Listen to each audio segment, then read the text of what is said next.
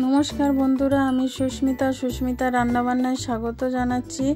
आज के तोमादेर साथे बेगुनेर एकटा रेसिपि शेयर करते चलेछि सम्पूर्ण निरामिष। भिडियोटा प्रथम थेके लास्ट पर्यन्त देखार अनुरोध रइल। एखाने आमी एकटा बड़ बेगुन नियेछि। एई बेगुनटाके आमी एकटु केटे नेब पिस पिस करे।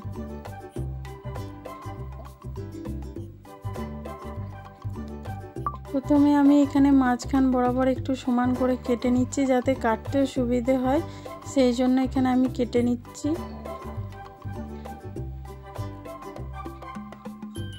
আমি এইভাবে কাটছি, তোমাদের যেরকম পছন্দ তোমরা সেইভাবে কেটে নিও।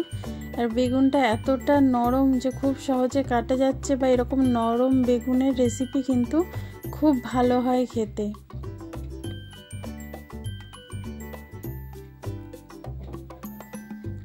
দেখো আমি এভাবে ছোট ছোট করে পিস করে নিচ্ছি। পুরো বেগুনটারই আমি এরকম ভাবে কেটে নেব। হাতে মাত্র 10 মিনিট থাকলেই কিন্তু এই রেসিপিটা একদম কমপ্লিট হয়ে যাবে, একদম টেস্টি রেসিপি। এখানে বেগুনগুলো সব কেটে নিয়েছি, দেখতেই পাচ্ছ এরকম সাইজের আমি সব কেটেছি। এবার এটাকে ধুয়ে পরিষ্কার করে নেব।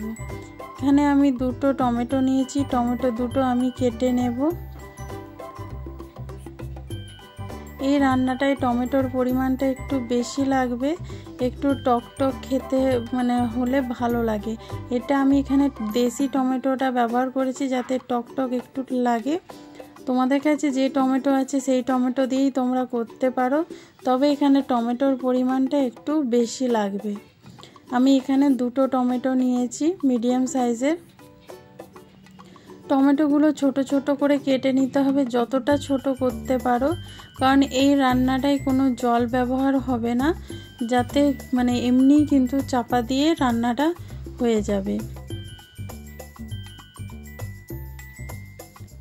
দেখো আমি ছোট ছোট করে কেটে নিচ্ছি যাতে খুব সহজে টমেটোটা গলে যায়, সেই জন্য এরকম ছোট ছোট করে নিতে হবে।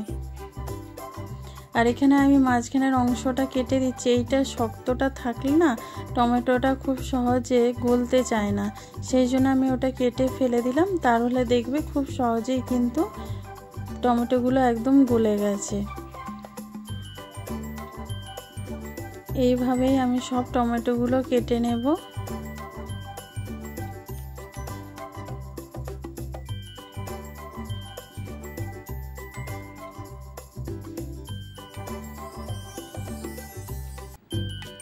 এবার কড়াইটায় তেল দিয়েছি, তেলটা গরম হয়ে গেলে আমি বেগুনগুলো সব দিয়ে দেবো। হ্যাঁ বন্ধুরা, এখানে তেলের পরিমাণটা একটু বেশি লাগবে, আর তেলটা কিন্তু একদম হাই ফ্লেমে গরম হতে হবে। এবার বেগুনগুলো দিয়ে এখানে কিন্তু আমি লাল লাল করে বেগুনগুলো ভেজে নেব। একদম কিন্তু আঁচ লো করা যাবে না, হাই আঁচেই কিন্তু বেগুনগুলো ভাজতে হবে। আর নুন হলুদ কিছুই কিন্তু এই সময় দেব না, হাই আঁচে লাল লাল করে কিন্তু বেগুনগুলো ভেজে নিতে হবে।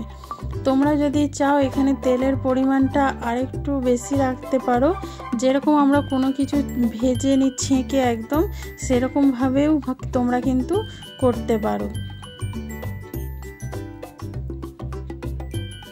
দেখো এখানে আমার বেগুনটা অনেকটাই কিন্তু ভাজা হয়ে গেছে, দেখতেই পাচ্ছ।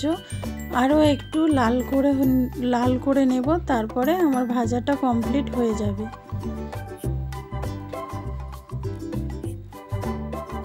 দেখো এখানে লাল লাল করে একদম বেগুনগুলো ভাজা হয়ে গেছে, আর বেগুনগুলোও কিন্তু একদম নরম হয়ে গেছে।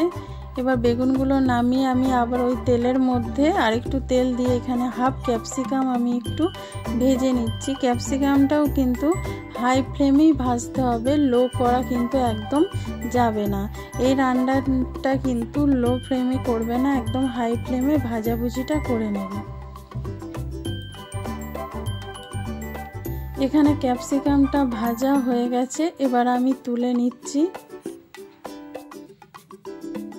এবার যেই তেলটা রয়েছে কড়ার মধ্যে, সেই তেলটার মধ্যে আমি এখানে যে দুটো টমেটো কুচিয়ে নিয়েছিলাম সেই টমেটো দুটো এখানে দিয়ে দেবো তেলের মধ্যে। এবার ভালো করে ভেজে নেব যাতে টমেটোগুলো একদম নরম হয়ে যায়। এবার ওই তেলের মধ্যে একটুখানি আদা গ্রেট করে নিয়েছিলাম, সেটাও আমি এখানে দিয়ে দিলাম। যাতে টমেটোর সাথে আদাটা ভালো করে ভাজা হয়ে গেলে আদার যে কাঁচা গন্ধটা সেটা যাতে চলে যায়, সেই জন্য টমেটো আর আদা একসঙ্গে আমি এখানে ভেজে নিচ্ছি।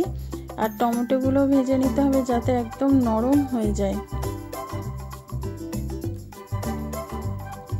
এখানে টমেটো আর আদাটা ভাজা হয়ে গেছে। এবার দিয়ে দিচ্ছি 1 চামচ জিরে গুঁড়ো, তারপরে দিয়ে দিচ্ছি 1 চামচ ধনে গুঁড়ো, আর এখানে আমি ব্যবহার করব একটু হলুদ গুঁড়ো, আর এখানে আমি কালারের জন্য দিচ্ছি কাশ্মীরি লঙ্কার গুঁড়ো। এখানে আমি ঝাল লঙ্কার গুঁড়ো ব্যবহার করব না, শুধু রঙের জন্য এখানে কাশ্মীরি লঙ্কার গুঁড়োটা ব্যবহার করব। এবার সব কিছু এই টমেটোর সাথে মশলাটা ভালো করে একটু কষিয়ে নেব। মাত্র 10 মিনিটে এত টেস্টি রান্নাটা কমপ্লিট হয়ে যায়, তোমরা না দেখলে বিশ্বাস করবে না। এবার এখানে আমি পরিমাণ মতো নুন দিয়ে দিচ্ছি, যেহেতু বেগুনে আর নুন দেওয়া ছিল না সেই জন্য একবারে এখানে নুনটা আমি দিয়ে দিলাম। বেগুন আর মানে মশলার যে পরিমাণটা সেইভাবে একদম নুনটা দিয়ে দিতে হবে। এখানে দেখতেই পাচ্ছ টমেটোটা একদম গলে গেছে, মশলাটা খুব সুন্দর কষানো হয়ে গেছে। এবার এখানে আমি কাঁচা লঙ্কা দিয়ে দিলাম। হ্যাঁ, এই রান্নাটায় আমি কিন্তু কাঁচা লঙ্কা ব্যবহার করেছি। এখানে আমি 3টে কাঁচা লঙ্কাকে কুচিয়ে দিয়েছি। কাঁচা লঙ্কাটা মশলার সাথে একটু ভালো করে ভেজে নিয়ে এবার ভেজে রাখা বেগুন আর ক্যাপসিকামটা দিয়ে দিলাম। তোমরা যদি ক্যাপসিকাম খেতে খুব পছন্দ করো তাহলে কিন্তু গোটা এখানে ক্যাপসিকাম একটা দিতে পারো। আমার ছেলে পছন্দ করে না বলে আমি এখানে হাফ ক্যাপসিকাম দিয়েছি। আর এই রেসিপিটাই তোমরা ক্যাপসিকামটা দিয়ে করে দেখো, বেগুনের দেখবে একদম পুরো মানে একদম আলাদা অন্য রকমের টেস্ট আসবে। তোমরা অবশ্যই একবার কিন্তু বানিয়ে দেখো, তোমাদের খুব ভালো লাগবে। এবার আমি এখানে একটু ম্যাগি মশলা দিয়ে দিচ্ছি। তোমাদের কাছে হাতের কাছে থাকলে তোমরা দিতে পারো, না দিলেও কিন্তু এটা চলবে। এবার আমি দিয়ে দিচ্ছি একটু ধনেপাতা কুচি দিয়ে এবার ভালো করে বেগুনটা মশলার সাথে কষিয়ে নিতে হবে। এখানে কোনো চাপাও দিতে হবে না, কোনো জল ব্যবহার করতেও হবে না। এবার লো আঁচে কিন্তু রান্নাটা পুরো করে নিতে হবে। তোমরা যদি চাও এরকম গোটা গোটা বেগুন রাখতে পারো, আর আমি একটু এরকম খুন্তির সাহায্যে ভেঙে ভেঙে দিচ্ছি, ভর্তার মতন করে দিচ্ছি। সেটা খেতে না আরও ভালো লাগে। তোমাদের যেরকম পছন্দ তোমরা সেরকম করতে পারো। এবার এইরকমভাবে মানে কষাতে বেগুনটার যে জলভাব একটু রয়েছে সেটা পুরো শুকনো করে দিতে হবে। দেখবে বেগুনটা কষাতে বেগুন থেকে না একদম তেল ছেড়ে দিয়েছে, তখন বুঝতে পারবে যে রান্নাটা আমাদের একদম কমপ্লিট হয়ে গেছে। দেখো বেগুনটা একদম আমাদের কষানো হয়ে গেছে, দেখতেই পাচ্ছ।